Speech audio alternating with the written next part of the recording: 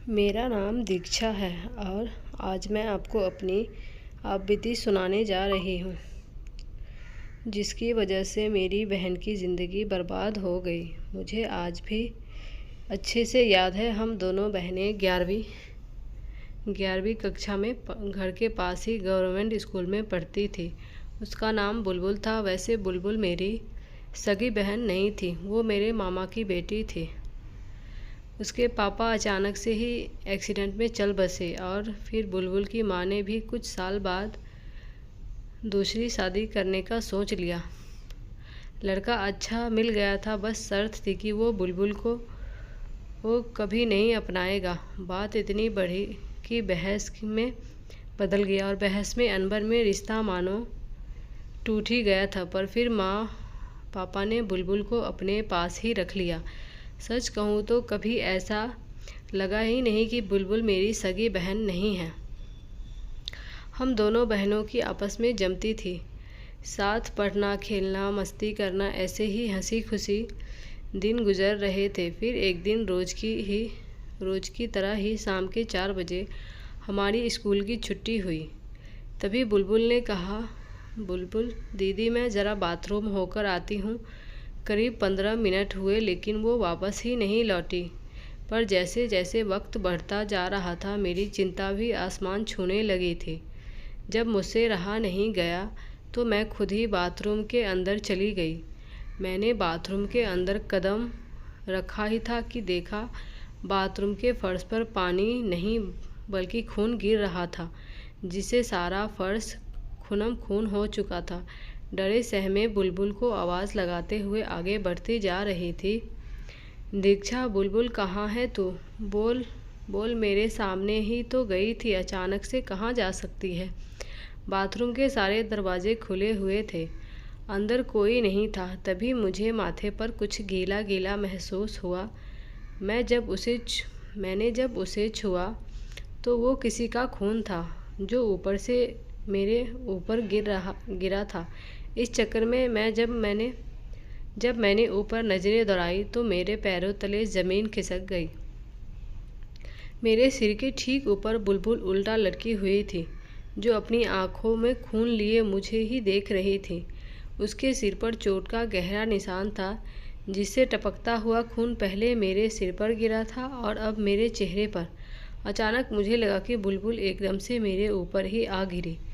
इस डर से मेरी चीख निकल गई।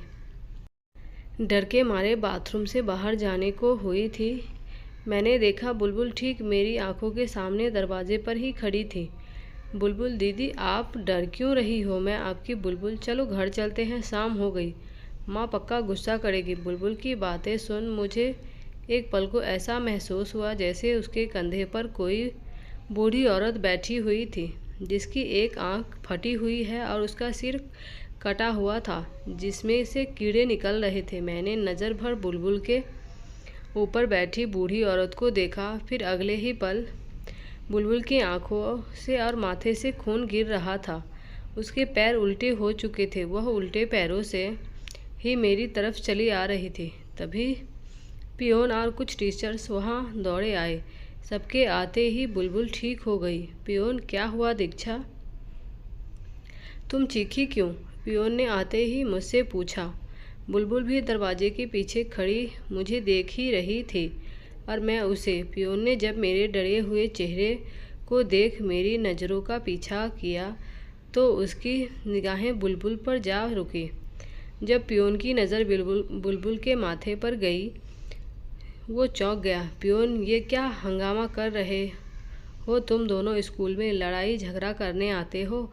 रुको, अभी तुम्हारे पापा को फ़ोन करके तुम्हारी कंप्लेन करता हूँ। पियोन मुझे खड़ी खोटी सुनाता हुआ बुलबुल को संभालते हुए बाहर ले गया। किसी को भी मेरी बात का यकीन नहीं हुआ। सबकी नज़रों में मैं कसूरवार थी। सबको लग रहा था कि हम दोनों के बीच किसी बात का झगड़ा हुआ है और गुस्से में मैंने बुलबुल का माथा लहूलुहान कर दिया था। बुलबुल अपना इलाज कराकर बाहर आई तो उसके हाव भाव पहले जैसे हो गए थे। उसने आते ही मुझे गले से लगा लिया और रोते हुए कहने लगी, बुलबुल दीक्षा दीदी, मेरे साथ ये किसने किया? किसकी वजह से मेरे सिर पर इतनी गहरी चोट लगी है? दीदी कुछ तो बताओ। बुलबुल मेरे गले लगकर दर्द के मारे रोए जा रही थी, पर मैंने उसकी किसी भी बात का कोई जवाब नहीं दिया। हम दोनों बहनें जब घर पहुंची तो पापा गुस्से से हमारे ही आने का वेट कर रहे थे। पापा, मुझे सब कुछ सच सच जानना है। क्या हुआ था तुम दोनों के बीच? मुझे स्कूल से फ़ोन आया था, तुमने गुस्से में बुलबुल का सिर फोड़ दिया। पर क्यों? पापा मुझे खरी खोटी सुनाए जा रहे थे। मैंने पापा की किसी बात का जवाब नहीं दिया और खड़ी रोती रही। पापा के इतना डांटने पर भी जब मैंने जवाब नहीं दिया तो खुद ही झुंझलाते हुए वो अपने कमरे में चले गए और जाते जाते पापा सबको यह कह गए कि कोई भी मुझे आज खाना नहीं देगा। हुआ भी बिल्कुल ऐसा ही, लेकिन फिर बुलबुल चोरी छुपे मेरे लिए खाना लेकर आई। बुलबुल दीदी, आपने दोपहर से कुछ नहीं खाया, प्लीज़ कुछ खा लीजिए। ये कहते हुए बुलबुल रोटी का एक निवाला तोड़ मुझे खिलाने जा ही रही थी कि तभी मैंने एकदम से बुलबुल का हाथ पकड़ उससे सीधा पूछा, दीक्षा, बुलबुल, क्या तुम्हें सच में कुछ भी याद नहीं? बुलबुल, किस बारे में दीदी? दीक्षा, छुट्टी के बाद जब तुम बाथरूम में गई थी तब क्या हुआ था? तुम्हें कुछ याद भी है? मेरे इस सवाल पर बुलबुल कुछ सोचते हुए कहा, दीक्षा, बस मुझे धुंधला सा कुछ याद है दीदी। मैं जैसे ही अंदर गई तो बाथरूम के वॉश बेसिन से पानी नहीं बल्कि खून गिर रहा था, जिससे सारा फर्श खून हो चुका था। मैं डरी सहमी आवाज़ लगाते हुए आगे बढ़ती जा रही थी, पर बाथरूम के सारे दरवाजे खुले हुए थे। तभी मुझे मेरे माथे पर कुछ गीला सा महसूस हुआ। मैंने जब छुआ तो वो किसी का खून था, लेकिन जैसे ही मैंने ऊपर नज़र दौड़ाई मैं डर के मारे हालत ख़राब हो गई। मुझे पता चल चुका था कि बुलबुल आगे क्या बताने वाली थी, इसलिए मैंने खुद ही उसकी बात को पूरा करते हुए कहा, दीक्षा, और फिर जब तुमने ऊपर देखा तो एक औरत उल्टी लटकी हुई तुम्हें ही देख रही थी, जिसकी एक आंख फूटी हुई होगी और उसका सिर आधा कटा हुआ होगा, जिससे कीड़े निकल रहे होंगे। मैंने बुलबुल को सब कुछ बताया, जिसका जिक्र बुलबुल ने किसी से नहीं किया था। मेरी बातें सुन बुलबुल के पसीने छूटने लगे। उसने चौंकते हुए मुझसे कहा, बुलबुल दीदी, आपको कैसे पता कि मेरे साथ यह सब कुछ हुआ? दीक्षा, क्योंकि मेरे साथ भी ठीक ऐसा ही कुछ हुआ था। बस फ़र्क इतना है कि मेरे पूरे शरीर पर कहीं चोट नहीं लगी।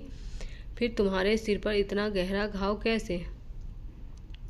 इस पर बुलबुल ने अपने सिर की चोट को महसूस करते हुए कहा, बुलबुल, वो डर के मारे जब मैं दरवाजे की ओर दौड़ी तो मेरा पैर फिसल गया और मैं एक झटके से नीचे गिर बेहोश हो गई।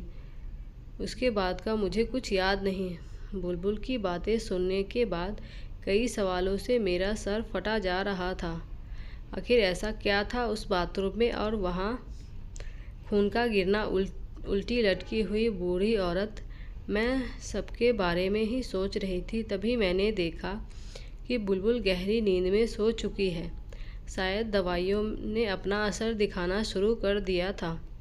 बुलबुल को चैन से सोता हुआ देख मैंने भी कमरे की लाइट तुरंत बंद कर दी। जैसे ही मैं अपने बिस्तर पर लेटी, मेरी सांसें रुक सी गई। वह बूढ़ी औरत बुलबुल के बिस्तर के ऊपर हवा में उल्टी लटकी हुई एकटक देखे जा रही थी। तभी वो नीचे उतरी और बुलबुल के सर पर लगी चोट से उसका खून पीने लगी। बुलबुल नींद में दर्द से छटपटा रही थी। बुलबुल, दीक्षा दीदी, मुझे दर्द हो रहा है, मदद करो। मेरा सिर दर्द के मारे फटा जा रहा है। पर मैं डर के मारे एक पत्थर बन गई थी। मैं बुलबुल की कोई मदद ना कर सकी। उसका दर्द पूरे कमरे में गूंज रहा था, जिसे बर्दाश्त कर पाना मेरे लिए नामुमकिन था। इसलिए मैं तकिया के नीचे अपना सिर अपने हाथों से दबाने लगी कि किसी तरह से मैं उस आवाज़ को ना सुन सकूं। कुछ समय बाद मेरी ये कोशिश कामयाब हो गई थी। बुलबुल की चीखें अब शांत हो चुकी थी। मैंने भी एक तकिया की ओट से जब बुलबुल को देखा, वो चैन की नींद सो रही थी। लेकिन अगले दिन मैंने जब बुलबुल को देखा तो मेरा खून जमने को हो गया। उसकी शरीर सफ़ेद पड़ चुका था, उसकी आंखों के नीचे गहरे काले धब्बे दिखाई देने लगे थे। उसके शरीर का मांस हड्डी छोड़ने लगा था और उसकी चमड़ी काली सी हो गई थी। अब बुलबुल बहुत चुप रहने लगी थी। स्कूल में भी उसका बर्ताव कुछ अलग सा हो गया था। टीचर कुछ भी कहे, वो पढ़ाई नहीं करती। एक बार क्लास में मैंने उसे अकेले बैठा देखा तो सोचा उससे बात करूं। जैसे ही मैं उसके थोड़ा करीब पहुंची, बुलबुल खिड़की के बाहर देखकर हंसे जा रही है और अपने होठों से बड़बड़ा रही है। अब मेरी धड़कनें बढ़ चुकी थी। मैंने डरते डरते उसके पीछे जाकर खिड़की की ओर नज़र घुमाई तो मुझे वो बूढ़ी औरत का साया दिखा जो रात में बुलबुल के सिर के घाव से उसका खून चूस रही थी। तभी बुलबुल मेरी ओर बढ़ी। उसके चेहरे पर बेहद गुस्सा था। उसकी आंखें पूरी तरह से लाल हो चुकी थी। इससे पहले मैं पीछे हट पाती, बुलबुल ने मुझे गर्दन से पकड़ क्लास स्टूडेंट के कोने में फेंक दिया। मैं धड़ाम से बेंच पर जा गिरी। आवाज़ इतनी तेज़ हुई कि आसपास के मौजूद सारे टीचर्स और पियोन और स्टूडेंट मुझे संभालने मेरे पास आ गए। मुझे बहुत चोट आई थी और मेरा ध्यान अभी भी बुलबुल पर ही था। इतना सब होने के बाद भी मुझे उसकी ही फिक्र सता रही थी। पियोन भी गुस्से में बुलबुल को पकड़कर उसके पास जा ही रहा था कि बुलबुल ने एक झटके से उसका सर उसके धड़ से अलग कर दिया। बेचारे की आखिरी सांस उसके जिस्म के किसी हिस्से में फंस के ही रह गई। एक पल में ही सारे टीचर्स और स्टूडेंट डर के मारे चीखने लगे। सबको अब अपनी जान प्यारी लगने लगी। टीचर्स ही मुझे सहारे से बाहर ले गए थे। अब पूरे स्कूल में चीखें गूंजने लगी थी। इतना तेज का हल्ला मचा कि प्रिंसिपल भी खुद अपने कैबिन से निकलकर सबके बीच आ गया। प्रिंसिपल, इतना शोर किस बात का? क्या रहा है यहाँ पर? कोई जानवर घुसा है क्या? प्रिंसिपल सबसे पूछता हुआ आगे चला जा रहा था, पर किसी ने भी प्रिंसिपल की एक ना सुनी और सब अपनी जान बचाने के लिए भाग रहे थे। पर प्रिंसिपल वापस उसी तरफ जा रहा था जहाँ से बुलबुल आ रही थी। प्रिंसिपल ने भी जब बुलबुल को पियून के खून से लथपथ देखा तो वो एक पल को तो वो डर गया, पर अगले ही पल वो गुस्से में तमतमाता हुआ बुलबुल की ओर तेजी से बढ़ने लगा। प्रिंसिपल, ये क्या हुलिया बना रखा है तुमने? ये क्या से लाल रंग पोतकर बच्चों को डरा रही हो? रुको, अभी तुम्हें रस्टिकेट करता हूँ। प्रिंसिपल यह कहता हुआ बुलबुल के करीब जा ही रहा था कि अचानक उसकी नज़र बुलबुल के पैरों पर पड़ी, जो उल्टे पैर थे। बुलबुल के पैरों को देख डर के मारे प्रिंसिपल का गला सूख गया था। अब तक बहुत देर हो चुकी थी। बुलबुल और प्रिंसिपल एक दूसरे के सामने खड़े थे। प्रिंसिपल डर के मारे कांप रहा था कि अचानक बुलबुल हवा में उड़कर प्रिंसिपल को घूरने लगी। प्रिंसिपल जान गया था कि उसके सामने बुलबुल नहीं बल्कि उसकी मौत है, और शायद उसे बुलबुल में किसी और का अक्स दिखाई दे रहा था। जितना मुझे याद है, प्रिंसिपल ने लड़खड़ाते हुए शब्दों में बस इतना कहा था, प्रिंसिपल तू वही है, पर मैंने तो तुझे मारकर बाथरूम में दफना दिया था, पर तू वापस कैसे आ सकती है? औरत मास्टर, तुझे क्या लगा मेरा बचपन, मेरी ज़िंदगी बर्बाद करके तू आज़ाद घूमता रहेगा? अरे तूने जो मेरे साथ दुष्कर्म किया उसका बदला तो मैं तुझसे लेकर रहूँगी। इतना कहकर बुलबुल ने अपने दोनों हाथों के बीच में प्रिंसिपल का सर रखकर उसे पीस डाला, जिससे प्रिंसिपल की मौके पर ही मौत हो गई। और प्रिंसिपल पर उसके हादसे के बाद से बुलबुल ने किसी भी शख्स से बात नहीं की। हाँ, पर वो आज भी कभी आसमान में तो कभी खिड़की के बाहर देखकर मुस्कुराती रहती है। मैंने भी उसकी नज़रों का पीछा किया, पर अब मुझे किसी बूढ़ी औरत का अक्स नहीं दिखाई देता। पर एक बात बताऊं, मुझे आज भी यह बात चैन से सोने नहीं देती कि आखिर क्यों बुलबुल के माथे पर लगी चोट अचानक ऐसे ठीक हो गई थी। शायद वो बूढ़ी औरत आज भी बुलबुल के माथे से खून पीने आती होगी।